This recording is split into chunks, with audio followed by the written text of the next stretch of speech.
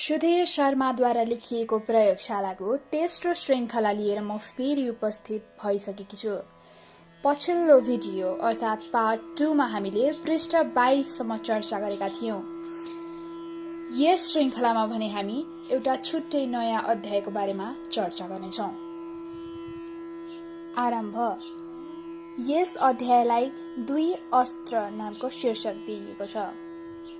बाहिरी कारणहरू परिवर्तनका शर्त हुन् र आन्तरिक कारणहरू परिवर्तनका आधार हुन्। सुहाउँदो तापमानमा अण्डा चल्लामा फेरिन्छ, तर जतिसुकै तापमानले पनि ढुङ्गालाई चल्लामा फेर्न सक्दैन, किनभने अण्डा र ढुङ्गाका भिन्न भिन्न आधारहरू छन्।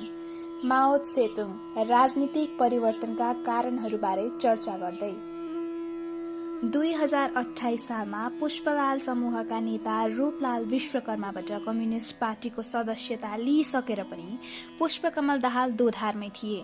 शाही नेपाली सेनामा गएर सेकेन्ड लेफ्टिनेन्ट बन्ने कि कम्युनिस्ट आन्दोलनमा होमिने।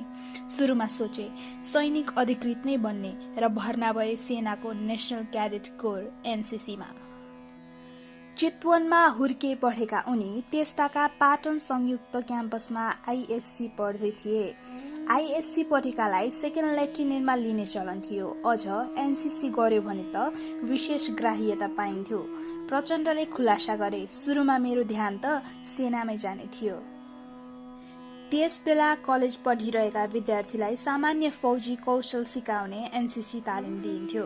1 वर्षभरि काठमाडौँको सैनिक मुख्यालय सामुन्ने टुडी खेलमा छाती तन्काउँदै परेड पनि खेले उनले। सेनामा जाने इन्ट्रेस्ट खोइ कताबाट आयो। आर्मी अफिसर बन्न असाध्यै मन लाग्थ्यो। पारिवारिक प्रेरणाले हो कि भन्ने अड्कल काट्दै उनले थपे, हुन त मेरा काकाहरू पनि सेनामा थिए। एकजना काका त सुबेदार मेजर पनि हुनुहुन्थ्यो। सायद त्यसैको इम्प्रेसन पर्यो कि। तर पछि सोचाइ एकाएक फेरियो। उनले सरकारी सैनिक होइन, क्रान्तिकारी कम्युनिस्ट बन्ने निश्चय गरे। त्यतिन्जेलमा एनसीसीको 1 वर्षे तालिम लिइसकेका थिए, तर सेकेन्ड लेफ्टिनेन्ट बन्ने परीक्षा चाहिँ दिएनन्। किन? एनसीसी र आईएससी कम्प्लिट भइसकेपछि मलाई राजनीतिको नशा यति लाग्यो कि सेनामा जानुहुन्न भन्नेतिर गएँ म। सेनामा गएको भए उनी पनि कतै माओवादीसँगै युद्ध भिड्थे होलान्, अथवा देशले जनयुद्ध नै देख्दैन थियो कि। सेनामा जानु भएको भए कर्णेल भन्दा माथि पुग्नुहुन्थ्यो होला, मैले कोट्याउन चाहे। त्यो त खोइ के भइन्थ्यो कुन्नी। उनी कुम हल्लाउँदै हाँसे। सेनामा भर्ती नभए पनि उनको सैन्य मोह चाहिँ हराएको थिएन। कालान्तरमा उनले 1 दशक लामो सशस्त्र संघर्षको अगुवाई गरे र सरकारी सेनाको कर्णेल होइन, आफैले खडा गरेको जनमुक्ति सेनाको कमान्डर नै बने। जसले बन्दुक चलाउन सिकायो त्यो उसैतिर सोचियो। पुष्पकमल प्रख्यात प्रचण्ड बनिसकेका थिए। गोर्खा ट्रायल। अर्को प्रचण्ड मोड 2038 सालमा आयो। चितवनको रामपुर क्याम्पसबाट बीएससी गरेपछि प्रचण्ड आरुघाट गोर्खाको भीमोदय माविमा पढाउँदै थिए र फुर्सदको समय वामपन्थी राजनीतिको प्रचार प्रसार गर्थे। तर उनले त्यहाँ आफ्नो दायरा सीमित देखे र 2035 सालमा मास्टरी छाडेर पूर्णकालीन कम्युनिस्ट कार्यकर्ता बने। 2006 सालमा स्थापित नेपाल कम्युनिस्ट पार्टी त्यतिन्जेलमा आन्तरिक मतभेदले गर्दा थुप्रै समूहमा विभक्त भइसकेको थियो। तीमध्ये नेकपा चौथो महाधिवेशनको क्षेत्रीय ब्युरो सदस्य भएका थिए प्रचण्ड। पार्टीको नीति अनुसार उनी 2035 सालको राष्ट्रिय पञ्चायत निर्वाचन बहिष्कार अभियानमा लागे। प्रहरीले चितवनको घरमै गएर दुःख दिन थालिहाल्यो। बुबालाई लछार पछार पार्यो। छोरा मुस्किलले उम्कन पाए। स्कुल कलेजका सर्टिफिकेट, नागरिकता सबै प्रहरीले लग्यो। त्यसपछि प्रचण्डसँग नेपाली नागरिकताको प्रमाणपत्र समेत रहेन। त्यो चाहिँदै चाहिएन। 2038 सालमै उनले पुष्पकमलको परिचय त्यागेर भूमिगत राजनीति थाले। त्यही वर्ष भारतको अयोध्यामा आयोजित पार्टी केन्द्रीय समितिको विस्तारित बैठक अर्थात् प्लेनममा भाग लिने अवसर पाए। त्यही आफूले सबभन्दा क्रान्तिकारी मानिआएका नेताद्वय मोहन विक्रम सिंह र निर्मल लामासँग उनको पहिलो साक्षात्कार भयो, जुन अत्यन्त निराशजनक रह्यो। प्रचण्डकै शब्दमा, मोहन विक्रमजी र लामाजी बारे हामीलाई के बुझाइएको थियो भने उहाँहरू धेरै नै क्रान्तिकारी हुनुहुन्छ। हामीलाई पनि लाग्थ्यो हाम्रा नेताहरू महानै छन्, त्यसैले अब क्रान्ति हुने भयो। तर त्यहाँ उहाँहरूले असाध्यै तल्लो स्तरको झगडा गर्नुभयो। मोहनजीले लामालाई त यसले 2028 सालदेखि नै पार्टी हैरान पारेको छ भन्दै पहिलेदेखि सीआईडी हो भन्ने खालको आरोप लगाउनुभयो। त नै भनेर बोलाउनु भयो मञ्चबाट। मलाई बडा नमजा लाग्यो, खत्तम रहेछन् जस्तो लाग्यो। अयोध्याको गाई जात्रा देखेपछि उनलाई बुढा नेताहरूबाट नहुने रहेछ भन्ने लाग्यो। नेताहरूले जे गर्छन् भन्ने विश्वास थियो त्यो भाँचियो। मलाई आफै अगाडि नसरी नहुने रहेछ भन्ने भयो। प्रचण्डले त्यसपछि क्रान्ति गर्न कम्मर कसे। 2040 सालमा पार्टी चौमा विभाजन भएपछि एकातिर लाग्नै पर्दा उनी मोहन विक्रम नेतृत्वको नेकपा मसाल तर्फै लागे र 2041 सालमा त्यसको केन्द्रीय सदस्य भए। तर केन्द्रीय समितिको पहिलो बैठकमै उनको महामन्त्री मोहन विक्रमसँगै परिहाल्यो। उनले सशस्त्र संघर्ष सम्बन्धी मोहन विक्रमको नारालाई तिलस्मी आडम्बर जस्तो गफ ठहर्याए। प्रचण्ड जतिसक्दो चाँडो हतियार उठाउन चाहन्थे। त्यही हुटहुटीका बीच 2041 सालमा पार्टी फेरि फुट्यो। मोहन विक्रमको नेतृत्वमा नेकपा मसाल रह्यो भने प्रचण्ड चाहिँ मोहन वैद्य किरणले नेतृत्व गरेको नेकपा मसालमा रहे। प्युठानमा जन्मेका किरण 2031 सालमै नेकपा चौमको केन्द्रीय सदस्य भएका थिए। त्यसैले नवगठित मसालमा उनको नेतृत्व सबैलाई मान्य भयो। किरण आफै चमत्कारिक नेता नभए पनि उनले युवा पुस्ताका संगठकहरूलाई प्रोत्साहित गरे।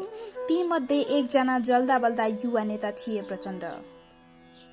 मैले सुरुमै कमरेड प्रचण्डलाई एक सहज, हँसमुख र ऊर्जाशील नवयुवा प्रतिभाका रूपमा पाए, किरणले लेखेका छन्।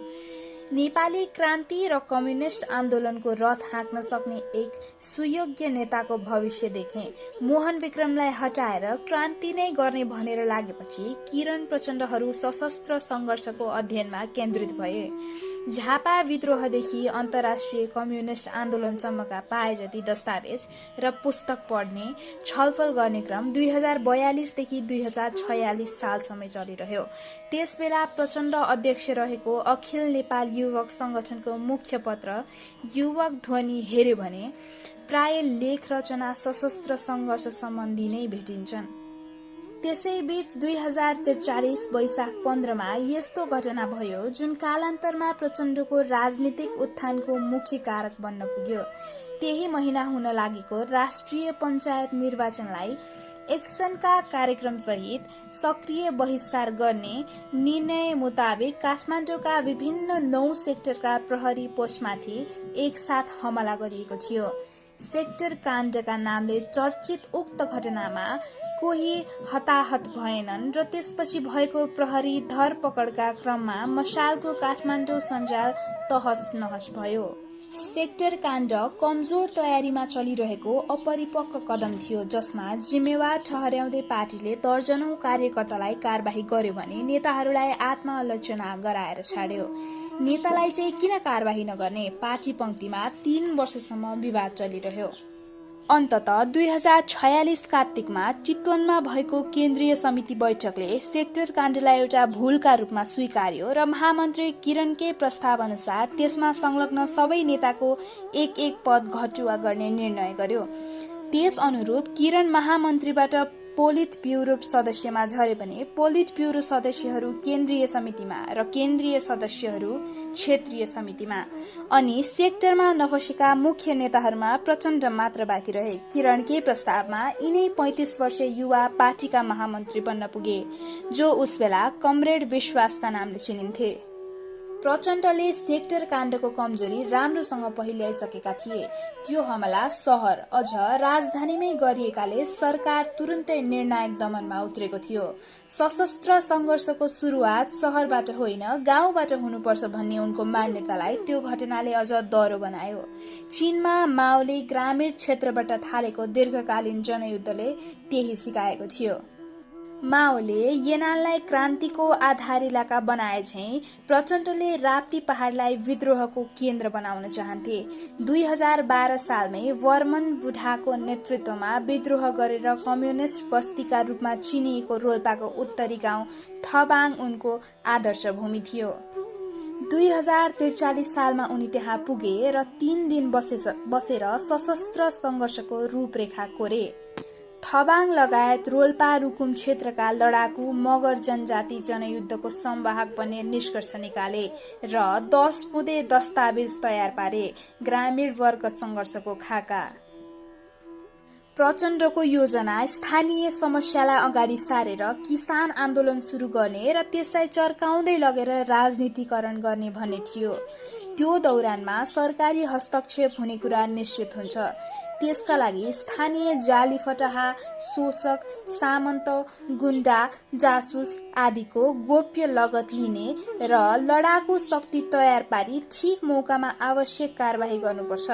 किसान आन्दोलनलाई क्रमशः लडाकु रूप दिन प्रयत्न गर्नुपर्छ। जनयुद्ध थाल्नुभन्दा 7 वर्ष अघि प्रचण्डको परिकल्पना यस्तो थियो। तर युद्ध गर्न खोज्ने पार्टीसँग बन्दुक नै थिएन। हात हतियार जुटाउन प्रचण्ड र रामबहादुर थापा बादल निकै दौडधुप गरे। रामपुर क्याम्पसमा पढ्दा नै मार्क्सवादी अध्ययन मण्डल बनाएर वामपन्थी आन्दोलनमा होमिएका उनीहरू मसालको केन्द्रमा पनि प्रभावशाली मानिन्थे।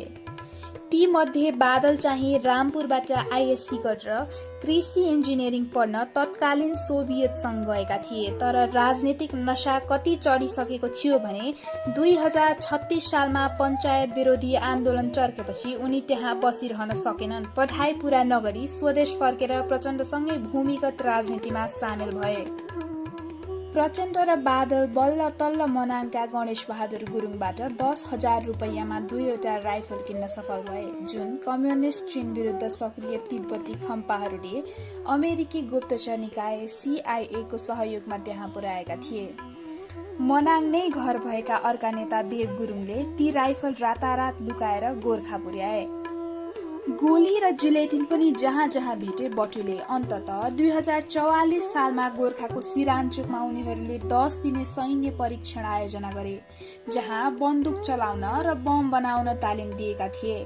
2042 सालको बम काण्डमा संलग्न रामराजा प्रसाद सिंहका कार्यकर्ता कमलदेव शाह अर्थात मनोजले प्रचण्डहरूले लिएको पहिलो गुरिल्ला तालिम त्यही थियो। त्यस लगत्तै प्रचण्ड र अर्का नेता CP गजुरेल अर्थात गौरवले भारतको माओइस्ट कम्युनिस्ट सेन्टर MCC सँग सम्पर्क राखेर बिहारको पलामू जिल्लाको एउटा जंगलमा पनि 15 दिने फौजी तालिम लिएका थिए।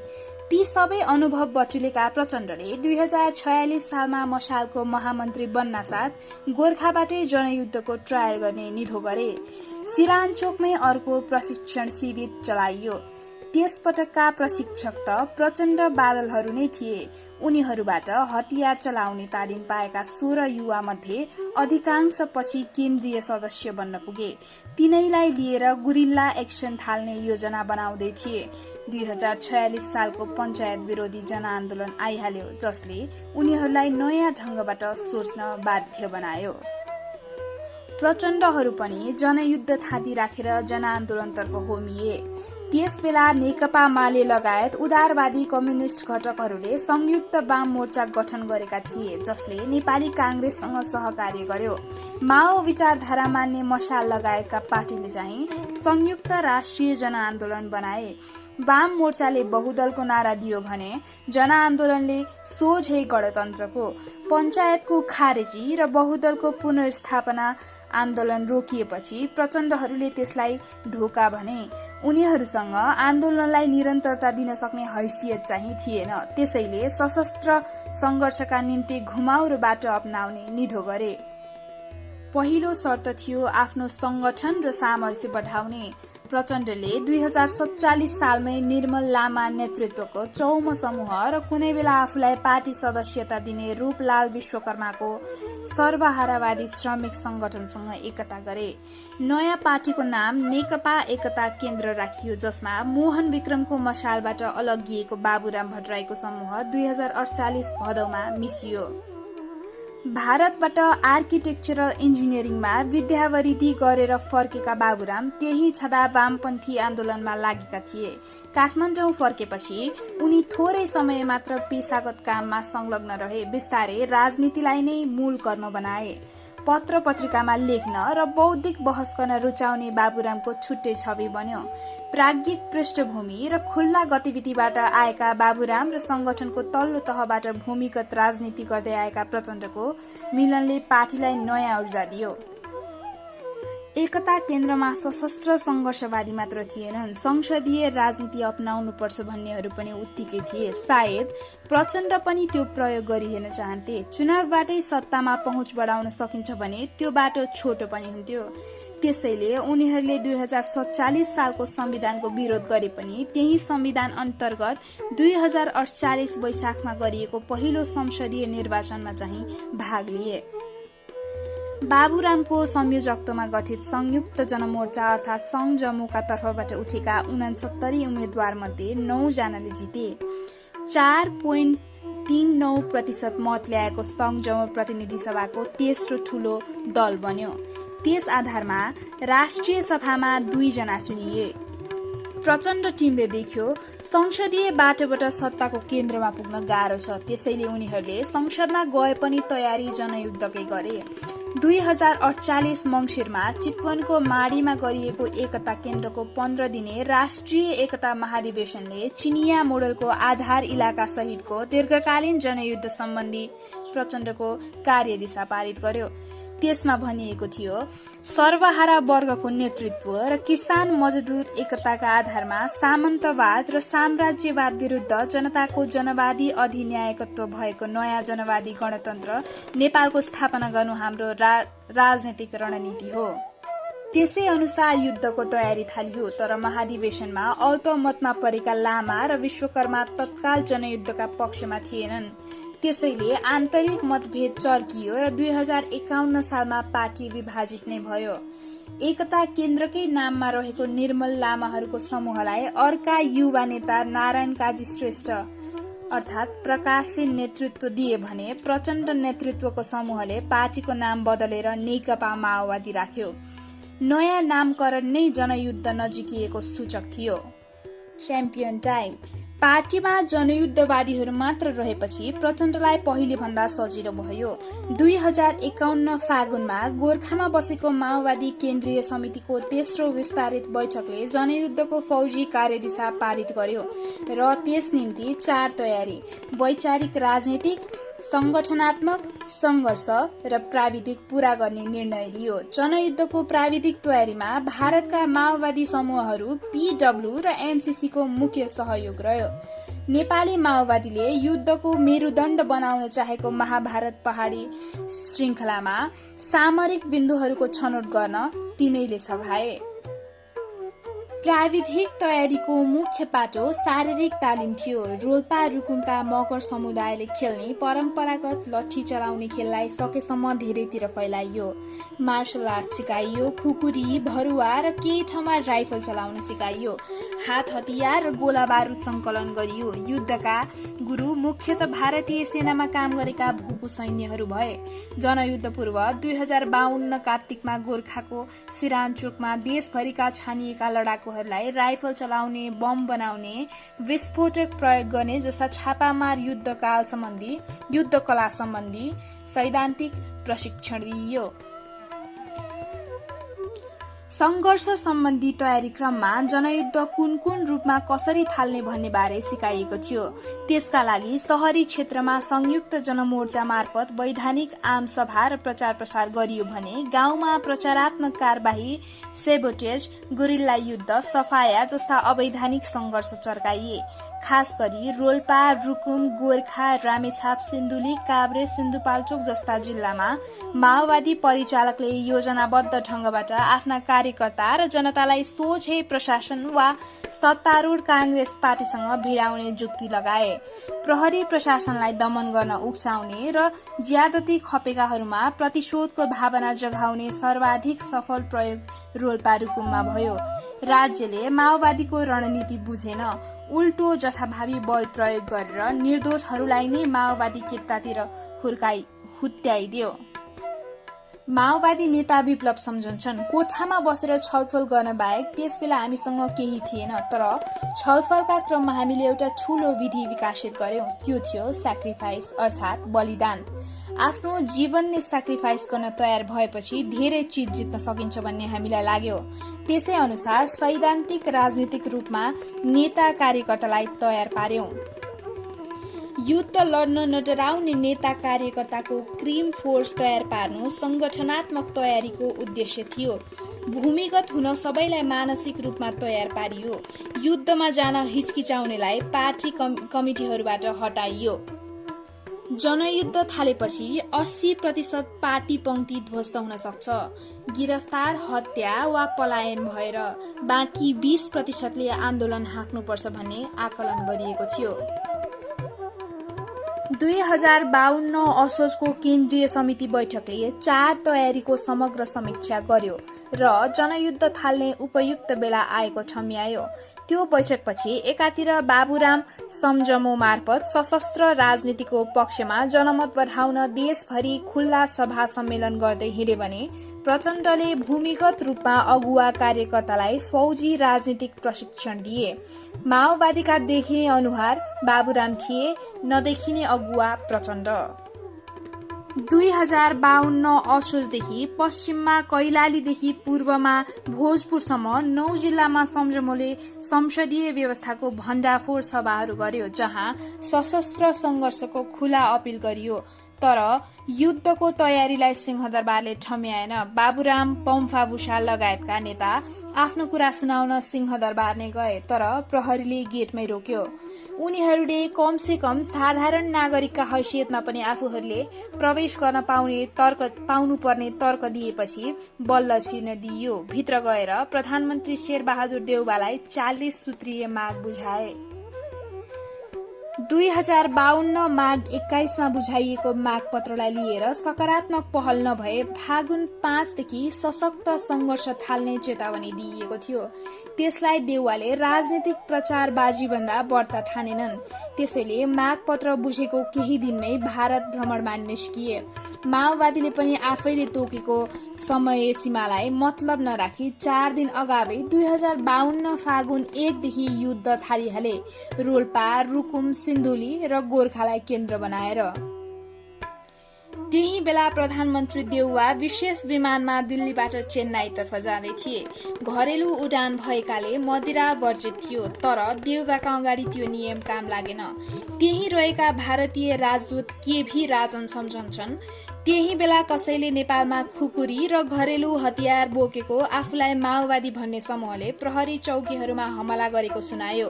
तर कसैले पनि नेपालबाट आएको त्यो खबरलाई गम्भीरतापूर्वक लिएन, किनभने च्याम्पियन टाइम भइसकेको थियो। 2 ब्रह्मास्त्र। सामान्य ढंगले हेर्दा पहिलो दिनको माओवादी हमलाहरू न उति हिंस्रक थिए, न त त्यस क्रममा कसैको ज्यान गएको थियो। तर त्यो एउटा फरक अभियानको थालनी थियो, जुन मुलुकको इतिहासमा कहिले भएको थिएन। 2006 सालमा नेपाल कम्युनिष्ट पार्टी स्थापना भएदेखि नै वामपन्थी नेताले सशस्त्र संघर्षको नारा दिँदै आएका थिए, तर त्यसको योजनाबद्ध शुरूआत गर्ने श्रेय चाहिँ 46 वर्षपछि माओवादीलाई मिल्यो। त्यति बेला उनीहरूसँग स्थानीय स्तरदेखि केन्द्रसम्म गरी जम्मा 72 जना मात्र पूर्णकालीन कार्यकर्ता थिए। तिनै 6 दर्जन माओवादीले नेपाली भूमिमा माओको राजनीतिक कार्यान्वयन गरे। माओवादी नेताहरूको व्यूह रचना किन सशक्त भयो भने उनीहरूले जनयुद्ध थाल्दा गोला बारूद भन्दा बढी किताब बटुलेका थिए। त्यस क्रममा उनीहरूले इतिहास, राजनीति, भूगोल, जात जाति, संस्कृति जस्ता कुनै विषय छाडेनन्। आफ्नो भेगको विगत र वर्तमान सम्बन्धी तथ्यगत विवरण, संकलन, विश्लेषण र संश्लेषण गरे। त्यसबेला माओवादी नेताहरूको भूमिका राजनीतिशास्त्री, समाजशास्त्रीको जस्तो थियो। कुन क्षेत्रको विशेषता के हो, कुन जाति जनजातिको चरित्र र स्वभाव कस्तो छ, जाति जाति बीच सम्बन्ध, राज्य जातिको सम्बन्ध कस्तो छ, कुन समुदायलाई कसरी राज्य विरुद्ध उतार्न सकिन्छ, विगतका विद्रोहहरू किन असफल भए, नेपालमा दीर्घकालीन जनयुद्धको रणनीति लागू गर्ने सम्भावना कतिको छ, उनीहरूले राम्रैसँग खोजबिन गरे। सैद्धान्तिक रूपमा मार्क्सदेखि माओसम्मका वाद पछ्याए पनि व्यावहारिक रूपमा चाहिँ माओवादीले सशस्त्र संघर्ष सम्बन्धी नेपालकै अनुभवबाट सिक्न खोजे। त्यस क्रममा झण्डै 1000 वर्षको नेपाली समाजको संश्लेषण गरे र केही फरक निचोड निकाले। जस्तै नेपाल दुई ढुङ्गा बीचको तरुल होइन, डाइनामाइट हो। बुद्धको देशका जनता शान्तिवादी होइन, हिंसा प्रेमी छन् आदि अन्य प्रमुख निष्कर्ष यस्ता थिए। 1. नेपाली जनता शान्तिप्रिय छन् र उनीहरू हिंसा रुचाउँदैनन् भन्ने प्रतिक्रियावादी प्रचार सम्पूर्ण रूपले झुटा हो। नेपाली जनता ऐतिहासिक कालदेखि नै आफ्नो हक हित निम्ति हिंसात्मक संघर्षमा बढ्दै आएका छन्। 2. आजसम्म नेपाली जनताले जुन सामान्य सुधार प्राप्त गरेका छन् ती सबका पछाडि जनताको हिंसात्मक र गैर कानूनी संघर्षकै बल रहेको छ। 3. नेपाली जनतामा सत्ता विरोधी भावना प्रबल रहँदै आएको छ। 4. नेपाली जनता कठिन भन्दा कठिन भौतिक एवं शारीरिक कष्ट झेलेर पनि बहादुरी पूर्वक लड्न सक्ने संसारका वीर लडाकु हुन्। प्रचण्डले त्यही लडाकुपन, सत्ता विरोधी भावना र हिंसाको प्रयोगबाट 250 वर्ष पुरानो राजतन्त्रीय संरचना ध्वस्त पार्ने योजना बनाएका थिए। ग्रामीण क्षेत्रमा राज्यको उपस्थिति कमजोर रहेको र सरकारी सेनाको मूल हिस्सा शहरमा बसेको अवस्था हेरी गाउँबाट शहर घेर्ने रणनीति अपनाएका थिए। ग्रामीण क्षेत्रमा पनि खास गरी पूर्व पश्चिम पहाड़ी श्रृंखला जनयुद्धको मेरुदण्ड बन्ने देखेका थिए। त्यसमा अझ राप्ती पहाड़ विद्रोहको केन्द्र बन्ने उनको विश्वास थियो। काठमाडौँको पहुँचबाट टाढा रहेको त्यो क्षेत्रमा गुरिल्ला युद्ध टिक्ने आधार पर्याप्त थिए। विकट भूगोल, घना वनजंगल, अविकास, लडाकु मगर जनजाति अनि दशकौंदेखि राज्यको अपहेलना र उत्पीडन अनि सबभन्दा महत्वपूर्ण कुरा त्यहाँ दशकौं पुरानो कम्युनिस्ट जग थियो। तर राप्तीबाट मात्र युद्ध थालेमा सरकारले भयभरको बल प्रयोग गरेर दमन गर्न सक्थ्यो। त्यही भएर मध्य र पूर्व क्षेत्र सहित देशका विभिन्न भागबाट एकसाथ विद्रोह शुरू गर्ने तयारी माओवादीले गरे ताकि सरकारको ध्यान विकेन्द्रित होस्। नेपाली समाजमा सशस्त्र विद्रोह मौलाउन सक्ने राजनीतिक, आर्थिक, सामाजिक आधारहरू पर्याप्त थिए।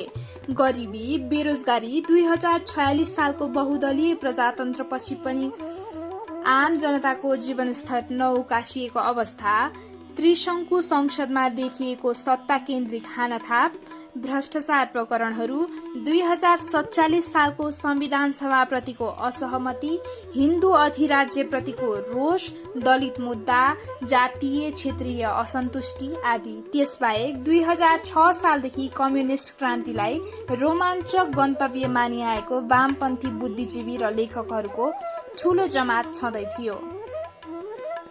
यी सबै वस्तुगत र आत्मगत धरातलमा माओवादीले जनयुद्धको योजनाबद्ध रणनीति तयार पारेका थिए। त्यसमा पनि उनीहरूको सबभन्दा प्रमुख अस्त्र थियो चिनिया नेता माओ सेतुङले सिकाएको दुश्मनको अन्तर्विरोधमा खेल्ने कला।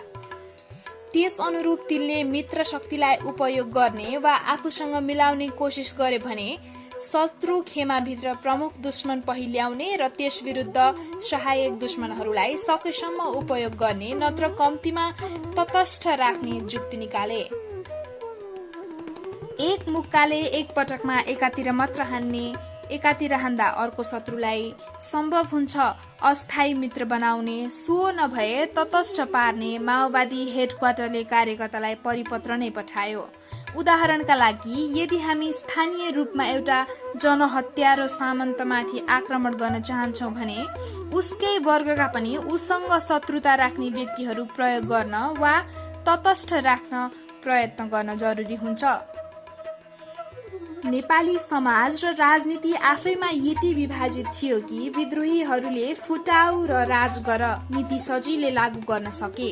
कांग्रेसलाई खोजी खोजी, राप्रपालाई रोजी रोजी र एमालेलाई सोची सोची भन्ने नारा नै बनाए। त्यही अनुरूप प्रहार केन्द्रित गरे। तत्कालीन नेपाली समाजका सम्पूर्ण विरोधाभासबाट फाइदा उठाउन खोजे। माओवादीले जनयुद्ध थाल्दा मुलुकका मुख्य 3वटै शक्ति राजदरबार, कांग्रेस र एमाले एक अर्काका खुट्टा तानातानमा व्यस्त थिए। दरबारले 2047 सालको संवैधानिक परिवर्तनलाई पचाउन सकेको थिएन। एमाले संविधान प्रति 27 बुँदे असहमति जाहेर गरेको थियो। कांग्रेसले भने त्यसलाई विश्वकै उत्कृष्ट भन्दै दीपावली गरेको थियो। दैनन्दिन राजनीतिमा कांग्रेस विरुद्ध एमाले थियो, एमाले विरुद्ध कांग्रेस, दरबार चाहिँ दुवैका विरुद्ध र प्रजातान्त्रिक शक्तिहरूबीच भित्रभित्रै झगडा चर्काएर सत्ता हत्याउने मौकाको पर्खाइमा थियो। त्यसैले माओवादीले कांग्रेस, एमाले र उनीहरूले नेतृत्व गरेको सरकारलाई तारो बनाउँदा दरबारिया वृत्त खुच्चिङ मान्दै थियो। हिंसा चर्किए, पुनः सत्ता हात पर्ने ठानेर जनयुद्धप्रति तिनको सहानुभूति स्पष्ट महसुस हुन्थ्यो। माओवादीले सरकारलाई बुझाएको 40 बुँदे मागमा राजतन्त्र र भारतसँगको विशेष सम्बन्ध अन्त्य गर्नुपर्ने माग राखेर दिल्ली, दरबार दुवैप्रति आक्रामक नीति लिएका थिए। तर व्यवहारमा उनीहरूले दरबार र दिल्ली दुवैलाई पालै पालो उपयोग गर्ने रणनीति अपनाए। भलै उनीहरूलाई प्रयोग गर्न खोज्दा बेलाबखत आफै पनि उपयोग भए।